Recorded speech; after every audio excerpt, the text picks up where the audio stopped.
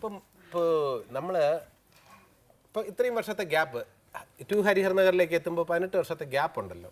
ഈ ഗ്യാപ്പിൽ നമ്മൾ ഇപ്പോൾ നേരത്തെ കളിയാക്കിയൊക്കെ പറഞ്ഞെങ്കിലും മാനസികമായിട്ടുള്ള ഒരു വളർച്ച എനിക്ക് പെട്ടെന്ന് ഫീൽ ചെയ്ത ഒരു കാര്യം, അന്നത്തെ ഒരു മെച്യൂരിറ്റിയുടെ കുറവും ഇന്ന് ആ മെച്യൂരിറ്റി വന്ന ഒരു കാര്യം ഞാൻ പറയാം. അത് നിങ്ങൾ അതിനെക്കുറിച്ച് അഭിപ്രായം പറയണം. കളിയാക്കണമെങ്കിൽ കളിയാക്കുകയും ചെയ്യാം.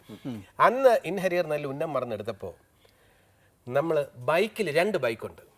അത് ഒന്ന് ഓടിക്കുന്ന മുകേഷ്, ഒന്ന് ഓടിക്കുന്ന സിദ്ദിഖ്. അപ്പോൾ അത് ഓടിച്ച് കുറേ ഷോട്ട്സ് എടുത്തപ്പോൾ ഞാൻ പതുക്കെ മുകേഷിൻ്റെ അടുത്ത് തന്നെ റിക്വസ്റ്റ് ചെയ്തു, മുകേഷ് എനിക്ക് ഏതെങ്കിലും ഒരു ഷോട്ടിൽ ഞാൻ ഓടിക്കാൻ, നീ ബാക്കി ഇരിക്കണം. കാരണം അത് പറ്റില്ല, നമ്മൾ 4 പേരും ഈക്വലാണ്.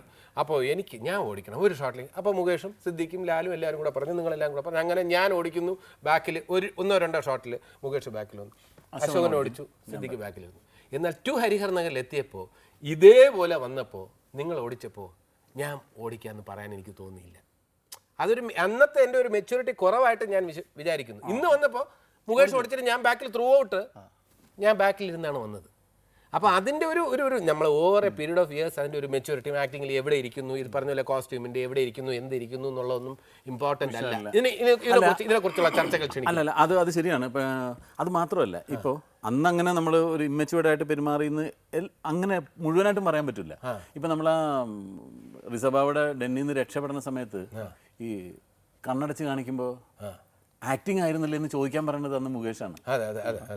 സ്ക്രിപ്റ്റിൽ ഉണ്ടായിരുന്നല്ലോ, നമ്മൾ ഇംപ്രൊവൈസേഷൻ.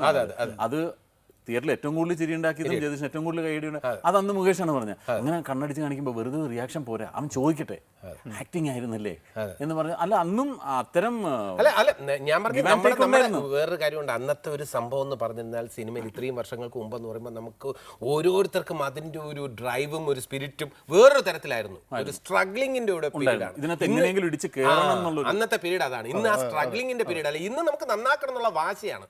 അന്ന് സ്ട്രഗിളിന്റെ ഒരു പീരീഡ് ഉണ്ടായിരുന്നു. അതുകൊണ്ട് അതും ഇതുമായിട്ട് ഡിഫറെന്റ് ആണെന്ന് തോന്നുന്നു. എന്ത് പറഞ്ഞു മെച്യൂരിറ്റിയുടെ കാര്യം പറഞ്ഞ വേറൊരു കാര്യം ഓർമ്മയുണ്ട്. അന്ന് അശോകനെ കളിയാക്കിയാൽ അശോകൻ അന്ന് ഇടിക്കാൻ പിടിച്ചിട്ടുണ്ട്.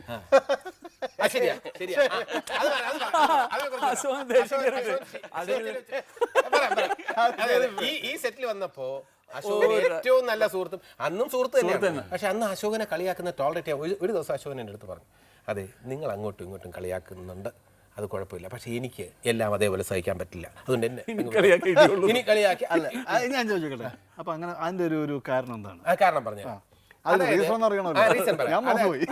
അശോകനെ സംബന്ധിച്ചിടത്തോളം ഈ എന്താ പറയുക, എനിക്ക് ഏറ്റവും ഇഷ്ടമില്ലാത്ത ഒരു ഹ്യൂമറായിട്ട് ഞാൻ കണക്കാക്കുന്നത്, അത് ശരിയായിരിക്കാം തെറ്റായിരിക്കാം, ചിലരെ സംബന്ധിച്ചിടത്തോളം ഏറ്റവും വലിയ ഉദാത്തമായിട്ടുള്ളതാണ്, വലിയൊരു ഭാവനയുടെ കാര്യമാണ് ഈ വാക്കുകൾ ചൊറിച്ചു മല്ലുക എന്ന് പറയും, മറിച്ച് ചൊല്ലുക എന്നുള്ള ഒരു സംഭവം, തിരിച്ചു പറയുക. അത് അശോകന് വളരെ ഇഷ്ടമാണ്. എനിക്കാണെങ്കിൽ അത് ഒട്ടും ഇഷ്ടമില്ലാത്ത കാര്യമാണ്. അപ്പോൾ അത് ഞാൻ പല രീതിയിലും പറഞ്ഞപ്പോൾ ഇത് ഓരോ ദിവസവും ഇത് അശോകൻ ഇങ്ങനെ കൂടുതൽ പറയുന്നുണ്ട്. അപ്പോൾ എനിക്ക് അങ്ങ് ഇറിറ്റേഷൻ കൂടി. അപ്പം ഞാൻ പറഞ്ഞിട്ടുണ്ട് ഞാൻ പറഞ്ഞു അശോക ഇത് ഹ്യൂമർ അല്ല, ഈ ചൊറിച്ചു മല്ലൽ എന്നുള്ള ഒരു പ്രസ്ഥാനം തന്നെ ഇവിടെ അവസാനിച്ചു വരികയാണ്. ഒരു കേരളത്തിൻ്റെ ചില പ്രദേശങ്ങളിൽ മാത്രമുള്ള ഒരു കാര്യമാണ്, പ്രത്യേകിച്ചും തിരുവനന്തപുരത്താണ് കൂടുതലുള്ളതെന്ന് ഞാൻ വിശ്വസിക്കുന്നു. അതൊരു നല്ല ഹ്യൂമറായിട്ട് ഞാൻ കണക്കാക്കുന്നില്ല, പറഞ്ഞിട്ട് നിർത്തുന്നില്ല. അവസാനം ഞാനൊരു പാട്ടുണ്ടാക്കി, അത് മുകേഷ് എല്ലാവർക്കും. ചൊറിച്ചുമല്ലിൽ വീരനശോകനടി, ചൊറിച്ചുമല്ലി ചളകുളമാക്കുമെടി, ചൊറിച്ചുമല്ലി ചളകുളമാക്കുമെടി, ചൊറിച്ചുമല്ലി ചളകുളമാക്കുമെടി. ഇതെല്ലാവരും കൂടെ പാടി അശോകനും പാടും. അല്ല എനിക്ക് ഓർമ്മ വരുന്നെന്ന് പറഞ്ഞു കഴിഞ്ഞാൽ, ഞാനൊരു പ്രാവശ്യം ഇങ്ങനെ ഷൂട്ടിംഗ് സ്ഥലത്തോട്ട് വന്നപ്പോഴത്തേക്ക് ഒരു ഭയങ്കര പന്തായം നടക്കുക ഇവര്. അശോകൻ പറയുന്നു 23-ാം തീയതിയാണ് ഓണം. അല്ല 24, 23, 24 ഭയങ്കര പന്തായം വെച്ചിട്ട് കലണ്ടർ കൊണ്ടുവരാൻ പറഞ്ഞു. അങ്ങനെ കലണ്ടർ, മാതൃഭൂമിയുടെ കലണ്ടർ കൊണ്ടുവന്നപ്പോഴത്തേക്ക് 23 ജഗദീഷ് പറഞ്ഞാണ് ശരി. അപ്പം അശോകൻ പറഞ്ഞു മാതൃഭൂമിയിലായിരിക്കും, പക്ഷെ മനോരമയിൽ 24. അവൻ ഞാൻ പറഞ്ഞ ഇതിപ്പോ അങ്ങനെ മാറ്റി പറ, ഞാൻ കണ്ടതാണ് ഒരു വിധത്തിൽ സമ്മതിക്കും. പിന്നീട് അവസാനം ഷൂട്ടിംഗ് കഴിഞ്ഞിട്ട് പറഞ്ഞു കഴിഞ്ഞ വർഷത്തെ കലണ്ടറിലായിരുന്നു, ആ കലണ്ടർ മാറ്റിയിട്ടില്ല റൂമില്, അതൊക്കെ അന്നത്തെ സംഭവം. ഓണം മാറ്റി. സംഗീത സമാഗമം എന്നുള്ള ഈ സക്സസ്ഫുൾ പ്രോഗ്രാമിൽ പറയേണ്ട ഒരു കാര്യമുണ്ട്, എനിക്ക് പറയാൻ തോന്നുന്ന ഒരു കാര്യം. ഈ ഇൻ ഹരിഹർ നഗറിലെ ഏകാന്ത ചന്ദ്രികയെ, അത് ഈ ടു ഹരിഹർ നഗർ വന്നില്ലെങ്കിലും നമ്മളെ സംബന്ധിച്ചിടത്തോളം ഏറ്റവും ഇൻസ്പയറിംഗ് ആയിട്ടുള്ള ഒരു സോങ്ങാണ്. അതേപോലെ തന്നെ ഈ മുകേഷിന്റെ ഗോഡ് ഫാദറിലെ ആ പാട്ട് പൂക്കാലം, ഈ രണ്ട് പാട്ടെന്ന് പറയുന്ന നമ്മുടെ ജീവിതവുമായിട്ട് ഏതാണ്ട് ബന്ധപ്പെട്ട്. പൂക്കാലം വന്നാൽ ഒന്ന് ഓഫ് ചെയ്യാൻ പറ്റുമോ? മുകേഷിന് പറ്റില്ല എന്നാണ് എനിക്ക് ഞാനതിൽ കുറച്ചേ ഉള്ളൂ, കുറച്ച് പോർഷൻസിലെ പൂക്കാലത്തിലേ ഉള്ളൂ. പക്ഷെ എനിക്കറിയാം അതേപോലെ ഒരു നൊസ്റ്റാൾജി ഉള്ള ഒരു സംഭവമാണ് ഏകാന്തചന്ദ്രിക. ഒന്ന് അതിന്റെ ഒരു മെലഡിയുടെ സുഖമുണ്ട്, റീമിക്സിലും ആ മെലഡിയുടെ സുഖമുണ്ട്, ഒറിജിനലും. അത് നമ്മുടെ ജീവിതവുമായിട്ട് ഏറ്റവും അധികം ബന്ധപ്പെട്ട പാട്ട് ഏതാണെന്ന് എന്നോട് ചോദിക്കുകയാണെങ്കിൽ ഏകാന്തചന്ദ്രികയാണെന്ന് ഞാൻ പറയും. സിദ്ദീഖിന്റെ അഭിപ്രായം പിന്നെന്താ അശോകർ പറയാനുള്ള ഡീറ്റെയിൽ ആയിട്ടൊന്ന് പറയും. ഇത് നമ്മുടെ ഫീലിംഗ് ആണ്. നമ്മളെ പുറത്തുനിന്ന് കാണുന്ന വ്യൂവേഴ്സിന്റെ ഫീലിംഗ് ഇത് തന്നെയാണ്. നമ്മളെ കണ്ടു കഴിഞ്ഞാൽ അതല്ലേ എത്രയോ വർഷങ്ങൾക്ക് ശേഷം ടു ഹരിഹർ നഗർ ഇറങ്ങുന്നതിന് മുമ്പും നമ്മൾ സ്റ്റേജിലോട്ട് ചെല്ലുമ്പോൾ ഏകാന്തചന്ദ്രികയും അല്ലെങ്കിൽ തോമസ് കുട്ടി വിട്ടോടാന്ന് ആളുകൾ വിളിച്ച് പറയുന്നത് അവർ നമുക്ക് തന്നിട്ടുള്ള വെളിച്ചെന്ന് കഴിഞ്ഞാൽ ഏകാന്തചന്ദ്രികയാണ് പറയുന്നത് കൂടുതൽ. ആ പാട്ടിനെ കുറിച്ച് അതിന് പറയാനുള്ള ഒരു കാരണം അതിന്റെ മെലഡിയുടെ ലോങ് ലൈഫ് ഉണ്ട്. പിന്നെ മാത്രമല്ല അതിന്റെ തുടക്കമൊക്കെ അറിയില്ല, നമ്മൾ നാലുപേരും കൂടെ ഒക്കെ ഞരമ്പ് വലിച്ചു മുറുക്കി ഒന്ന് പാടാൻ ശ്രമിച്ചിട്ട് പിന്നീടായിട്ടാണ് പാട്ട് വരുന്നത്. റീമിക്സ് രണ്ടാമത് അലക്സ് പോളിന്റെ സംവിധാനത്തിൽ വന്നപ്പോൾ ഈ പാട്ടിന്റെ ആ ചാം അതേപടി നിലനിർത്തിയെന്ന് മാത്രമല്ല എക്സ്ട്രാ ആയിട്ട് ആഡ് ചെയ്ത കാര്യങ്ങളിലും അലക്സ് പോളിൽ മെലഡി കൊണ്ടുവന്നു. അതാണ് അതിൻ്റെ ഏറ്റവും സ്വീറ്റ് ആയിട്ടുള്ള ഒരു കാര്യം. സാധാരണഗതിയിൽ ഇങ്ങനെയുള്ള ഒരു പാട്ട് ONV സാറൊക്കെ ഭയങ്കരമായിട്ട് എതിർത്തു.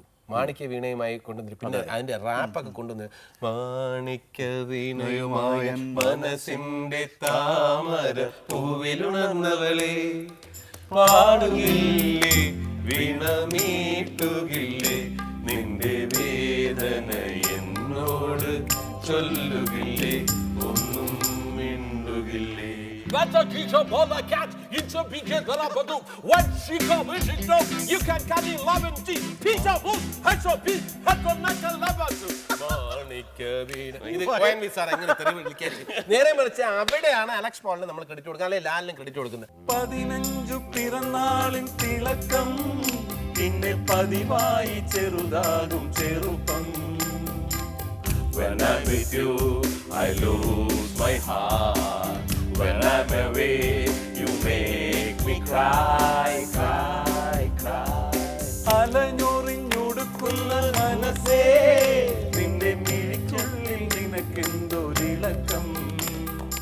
അഴകിനൊരാമുഖമായ ഭാവം അതിലാരും അറിയുന്നൊരിന്ദ്രജാലം.